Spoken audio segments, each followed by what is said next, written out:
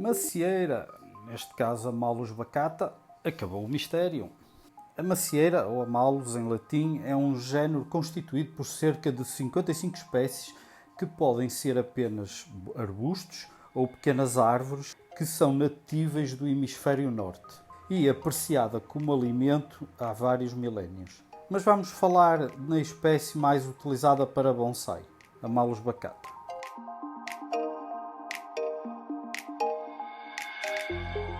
A Malus baccata é nativa da China, principalmente a espécie Gracilis, da Índia, do Nepal, Rússia, Mongólia e Coreia. Estes locais têm em comum a existência de florestas mistas e em costas acidentadas. Esta espécie era mais comum em altitudes até 1500 metros. O clima é geralmente frio e úmido, com temperaturas de 3 graus centígrados negativos e verões não muito quentes de até 27 graus centígrados. É uma planta de folha caduca, ou seja, cai no inverno, e a planta é autofértil, ou seja, não precisa de outra para a fecundação das flores e posteriormente dá fruto. A planta foi exportada para o Japão e nessa altura também exportada para a Europa, depois América do Norte. Nesta espécie, as árvores crescem entre 10 a 14 metros. Os ramos costumam ser longos e curvados, com uma casca vermelha acastanhada. Os pecíolos das folhas têm entre 2 a 5 cm de comprimento e as folhas são elípticas ou em formato oval com 3 a 8 cm de comprimento e cerca de 2 a 3,5 cm de largura. As flores têm um aroma agradável e com 3 a 3,5 cm de diâmetro e geralmente em grupos de 4 a 6. As pétalas são geralmente brancas, com um formato oval e têm entre 2 a 2,5 cm de comprimento. A espécie Malus baccata tem fruto entre o vermelho e o amarelo e com a forma esférica, com cerca de 1 a 2 cm de diâmetro. Por causa da floração próxima, os frutos ficam juntos também. De longe, parecem cerejas. As flores aparecem na primavera e os frutos 2 meses depois. 4 meses depois, o fruto está de bom tamanho e a começar a ganhar cor. 2 meses depois disso, estarão com um máximo de cor. Locais quentes podem encurtar esse tempo de amadurecimento. Conseguem permanecer na árvore todo o inverno. Utilização. A Malus baccata é mais utilizada como ornamento no jardim e como bonsai. Mas a fruta pode ser comida, geralmente são um pouco amargas ou ácidas. E uma solução é torná-las em compota ou tarte. Também é utilizada para alimentar animais. As suas raízes são bastante eficientes e multiplicam-se bem, pelo que alguns produtores as usam como porta-enxerto para uma espécie de macieira com frutos melhores e maiores. Outra utilização é como polinizadora. É plantada uma árvore desta espécie a cada 7 das outras, sem o prejuízo do tamanho do fruto. A variedade Malus baccata mandchurica é a mais conhecida e utilizada a nível mundial. Rega. Estas macieiras preferem o solo com umidade para torcido durante o tempo mais fresco e um pouquinho mais molhado se estiver exposto ao sol. Contudo, não pode ficar constantemente encharcada ou as raízes apodrecem. Deve-se evitar molhar as folhas, pois serão facilmente infectadas por fungos como o oídio e o míldio. Solos. Os solos nativos são barrento-arenosos, com bastante cascalho e apenas um pouco de humus vegetal. Por isso, a minha experiência levou-me a dividir em 2 tipos de solo.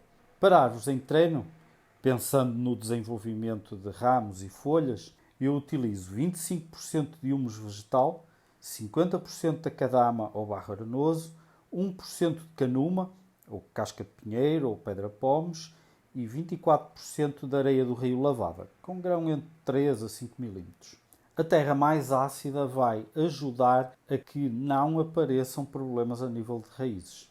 E também vai tornar a cor do fruto um pouco mais vermelha quando do amadurecimento. Para árvores estabilizadas, eu utilizo 10% de humus vegetal, 60% de acadama, ou barro arenoso, 2% de canuma, ou casca de pinheiro ou pedra-pomes, e 28% de areia de rio lavada, com grão entre 3 a 5 milímetros. Esta mistura foi pensada para estabilizar o crescimento e favorecer a saúde da planta, assim como a cor do fruto. Fertilização. Quando se aduba ou fertiliza em excesso, a quantidade de frutos será menor. Isto porque as folhas e ramos vão absorver a maior parte. É uma característica desta planta. Assim, utilizo o meu método de fertilização para uma boa estabilização, com o link na descrição aqui em baixo. Um fertilizante com NPK com mais fósforo, como 4, 14 ou 8, para criar mais ramos e folhas. Ou então uso um NPK equilibrado, como o 10-10-10, para manter. Não fertilizo no início da época fria até ao fim desta. Exposição. Durante temperaturas de até 25 graus centígrados, pode ficar exposta ao sol desde que o solo seja mantido úmido. Em temperaturas superiores, deve-se filtrar a exposição solar com o risco de queimar as folhas e flores e a perda de ramos muito finos. Suporta geadas e frio sem problema. Contudo, abaixo dos 4 graus centígrados, deve-se proteger a planta, rebaixar para o nível do solo e, de preferência, colocar numa estufa. Poda. Poda-se antes ou depois da floração e nunca no outono nem inverno. Depois da floração, pode-se definir melhor e dar tempo de recuperação. Poda-se ou retiram-se 75% dos frutos a cada 3 anos. Isto evita que a árvore ultrapasse os seus limites e perca muitos dos seus ramos. Do fim da primavera até ao fim do verão, podam-se as folhas maiores e deixam-se as médias e as pequenas. No fim da primavera até ao fim do verão, podem-se as folhas maiores e deixam-se as médias e as pequenas, desde que o ramo não fique sem nenhuma. As mais pequenas desenvolvem-se melhor. Rebentos dormentes podem abrir e as maçãs amadurecem com cores melhores. Aramar. Pode aramar no início do inverno, mas eu não aconselho. Por experiência, terá de tirar o arame no fim do inverno e voltar a aramar no sentido oposto, para que o ramo fique na posição. Ao fim de 2 ou 3 meses, terá de retirar o arame e voltar a aramar no sentido oposto, com o risco de ficar com uma cicatriz, que, apesar de cicatrizar, irá demorar a desaparecer. A madeira é mediamente elástica, mas dobras muito agressivas o ramo parte. É muito difícil dobrar ramos com diâmetro acima dos 8 mm. São bastante duros. Doenças. Costumam ser infestadas por afídeos nos ramos jovens e rebentos. Podemos resolver aplicando um inseticida. Por vezes as folhas aparecem comidas.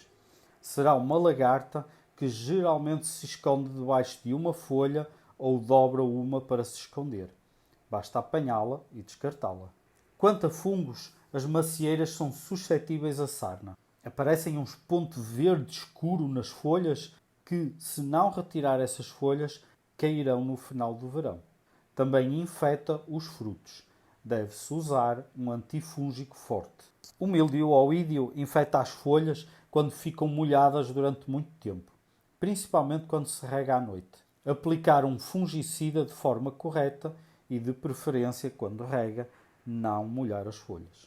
A ferrugem também é um fungo normal. As folhas mostram manchas alaranjadas e ficam infectadas, caindo mais cedo.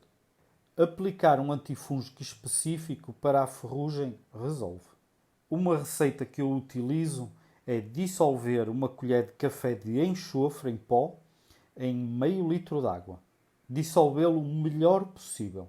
Filtrar, colocar num borrifador e depois borrifar as folhas. Este método parece ajudar bastante a combater a ferrugem. Alguma informação extra?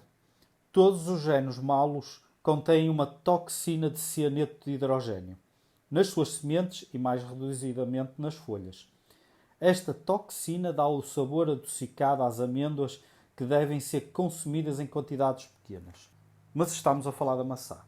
As sementes da maçã não contêm uma quantidade preocupante da toxina. Mesmo assim, deve-se evitar consumi-las.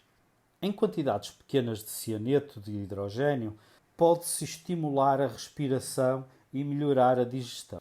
Já ouvi alguns estudos que usam esta toxina no tratamento de cancros. Em excesso, causa falha respiratória e até a morte.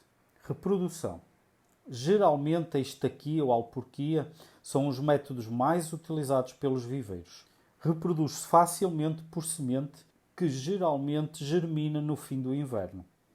Sementes guardadas deve-se, antes de serem plantadas, passarem por uma estratificação de 3 meses no frio, a 1 grau centígrado, e plantadas e mantidas numa área fria. Podem não germinar por 12 meses, ou um pouco mais. Assim que as plântulas estiverem com 5 cm, devem ser separadas. A minha experiência. Estas macieiras são fáceis de utilizar para fazer bonsai. Eu costumo utilizar estacas com cerca de 20 cm ou mais e finas, para poder curvar e dar formatos. Planto-as no solo por 1 a 2 anos e sempre a rebaixar ramos. Utilizo a técnica do ramo ladrão para engrossar o tronco ou criar nebário. No 3º ano já estão em vaso e deixo criar flor e fruto e ficam disponíveis para venda. Apesar de alguns fungos e insetos, costumo aplicar cal da bordaleza antes da primavera vegetativa e depois novamente a meio do verão. Raramente fertilizo esta espécie. Também acho útil referir que quando ela começa a dar muito menos folhas, flores e frutos, eu transplanto. Com a minha mistura de solo que eu faço, eu transplanto a cada 3 ou 4 anos. Para esta espécie eu também só faço transplantes no fim do inverno, cerca de meio mês antes do crescimento vegetativo intenso. Basicamente é isto, é esta a informação. Continuo a solicitar a vossa subscrição, se ainda não está subscrito. Faça comentários, mais importante, partilhe os vídeos nos vossos mídia para que outras pessoas tenham conhecimento da existência daqui do canal do Mestre Bonsai. Eu penso que neste momento, com estas informações, conseguiremos obter informações de uma gama muito maior de pessoas interessadas neste mundo vegetal, que não só a nível do bonsai. Para já é só, até ao próximo vídeo e não se esqueçam, mantenham-se saudáveis, tenham cuidado com vocês. Abraço!